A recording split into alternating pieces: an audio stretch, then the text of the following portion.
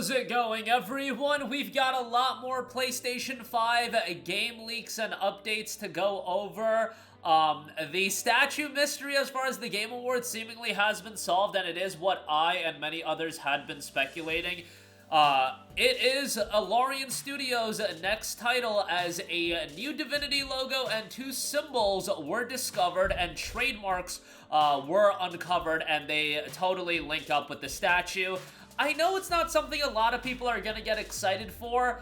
Personally, I enjoyed Divinity Original Sin 2, and I get why people love Baldur's Gate 3. I never got into Baldur's Gate as much as a lot of other people, and I know that these games are more tied to the PC audience. Baldur's Gate is on PlayStation 5, and it did pretty well on there, but generally speaking, I feel like PC is the premier platform for the game, but we'll talk about that.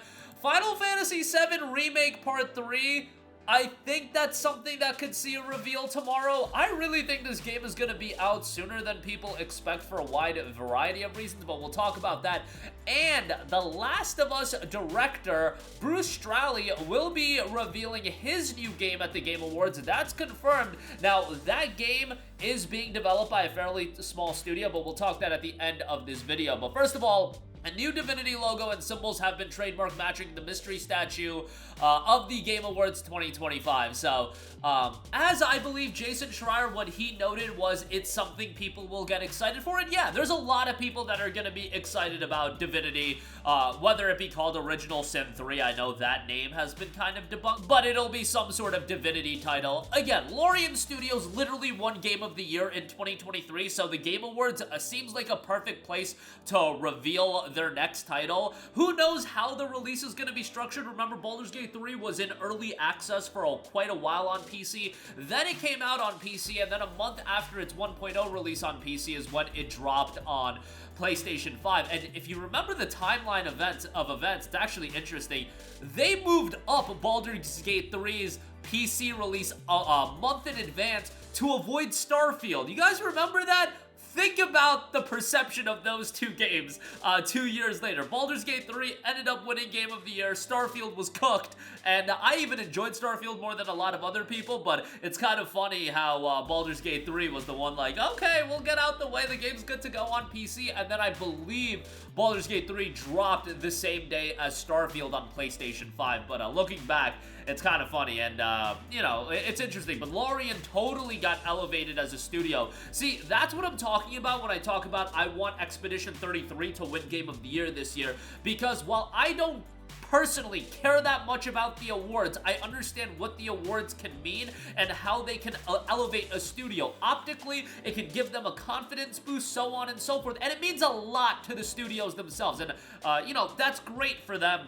But think about how Larian got elevated, and obviously the biggest elevation and the reason for Larian's elevation was because Baldur's Gate 3 was generally a well-received game, but winning Game of the Year was kind of that cherry on top, and I feel like that could be the same thing for Expedition 33, but nowadays, it's at the point where whenever Larian is gonna reveal a new game, it's gonna be a big deal, and even though it's not my cup of tea or something that I'm gonna be like, oh my god, I'm so excited for it, I'm not gonna feign that level of interest, but I understand it's going to be a gargantuan game, and I wouldn't classify that as a disappointment. I see that there are going to be some people that are going to be disappointed by that reveal because they're just not into that game, and they were thinking, you know, the next FromSoft title, they were thinking Half-Life 3, so on and so forth, but Divinity's a fine reveal, I think, and it's something people are going to get excited for, and that's fine. Next up, Final Fantasy VII Remake Part 3 is coming along, and it was noted it has reached a stage where it's finally starting to match the vision I had for it, coming from director Naoki Hamaguchi. In an interview with YouTuber Julian Chiez, Hamaguchi, who was the co-director on the remake, noted, "I never intended to make a 3-part series that would offer the same kind of experience every time." Hamaguchi continued, "In the third part, for the project to succeed, we need to implement a new experience and a new scale, and in that evolution, one of the key words is Highwind. Highwind is the name of the flying ship, and that's going to be a big aspect of the game." He continued, "I'd say the game has reached a stage where it's finally starting to match the vision I had for it. He is dying to let everyone try, but sadly, his wish won't come true that soon." As he noted, "We still need to finish it before delivering it, so I ask you to just wait a little longer. We'll be able to share information with you soon." I am speculating that Final Fantasy VII Remake Part 3 will be out in early 2027.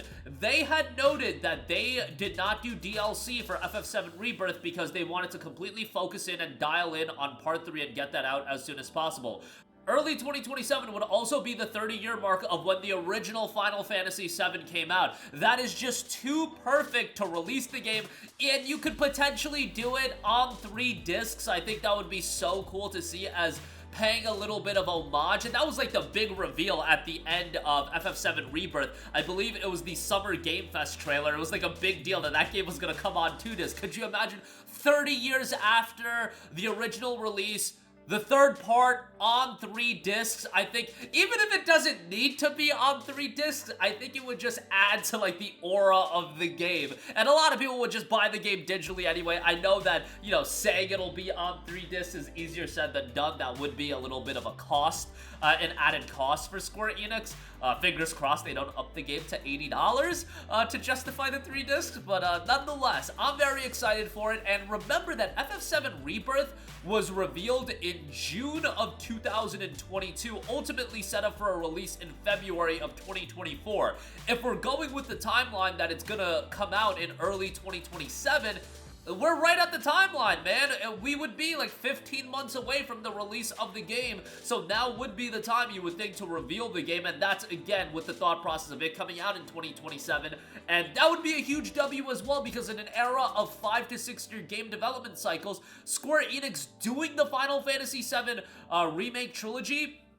You had Remake in 2020, you had Intermission in 2021, then you had Rebirth in 2024, and if we could cap it off with Part 3 in 2027, whatever it's called, that would be a huge W in the current climate of gaming. And yes, it's because they have a lot of the infrastructure in place of the game design and the gameplay that they're building upon it, but when you have that infrastructure in place and you have a cohesive team and workflow going, that is going to chip away at the dev time of the game. And that's been my one. I get it, games are bigger than ever, so on and so forth, but sometimes these games take longer to develop than ever, and they're not as good as they were before. And is anybody gonna disagree with me on that? Look at what's going on at Rocksteady and BioWare and so on and so forth. 7-year dev times, and the games are Dragon Age, Veilguard, and Suicide Squad, Kill the Justice League. Like, come on now. Getting it down to a 3-year turnaround time, I think would be tremendous, so let's hope that that is the case. Lastly, I do want to note, Wildflower Interactive will be revealing their first game. This is Bruce Straley's new title, who was the director of The Last of Us, or co-director of The Last of Us. Part 1 also worked on the Uncharted games. And Wildflower Interactive's official website notes, good people making good stuff. It seems so simple and obvious, but that's really what it's all about. Let's enjoy our work and appreciate the people we get to work with, and let's try to advance our industry in the process. Starting something new means we get to change the way things are done with the games we make, the culture we grow, and processes we use for both. We're making a smallish, creatively charged, uniquely stylized games that explore the possibilities of our medium, and we're building a small, open-hearted team of creators that want to improve their skills and still lead a good life outside of work. People that want to hone their craft, have a say in the process, feel respected for their contributions, and be a part of the evolution of this awesome medium. Some of the games the team has worked on: Astroneer, Uncharted 4, A Thief's End, The Last of Us, of course, The Pathless. So you're talking about some pretty well-received game. Workers, people that have worked on the Call of Duty titles as well. So we'll see how that turns out. I wouldn't expect something anywhere near on the scale of Last of Us, given that it's a smaller team. But, you know, if it can be a compelling new title, I think it'll be something to be on the lookout for. So another reveal confirmed for the Game Awards tomorrow. A lot of exciting stuff. Divinity, while I get that, especially for a PlayStation-centric channel, it might not be exactly what you guys get excited for. There's going to be a significant amount of people that are going to be stoked for a new Divinity title, so more power to them. Final Fantasy VII Remake Part 3 is coming along. I could totally see that getting a, you know, cinematic trailer, a teaser trailer, a name reveal tomorrow, so let's hope that comes to fruition. If not tomorrow, then very soon, I would imagine. And a new game from Wildflower Interactive will be revealed tomorrow, the debut title. That was announced by Jeff Keighley. That's gonna do it for me. Let me know all of your thoughts in the comments section down below. As always, sound off there. Thank you for watching, and goodbye. Hey guys, we hope you enjoyed the video, and if you did, make sure to hit the subscribe button, and if you're already subscribed, do us a favor and hit the bell icon. This way you'll be notified whenever we post a new video. That's the best way to keep up with all of our uploads, and we usually try to upload 2 videos a day. And with the bell icon hit, you'll be notified whenever we do upload a video. As always, thanks for watching.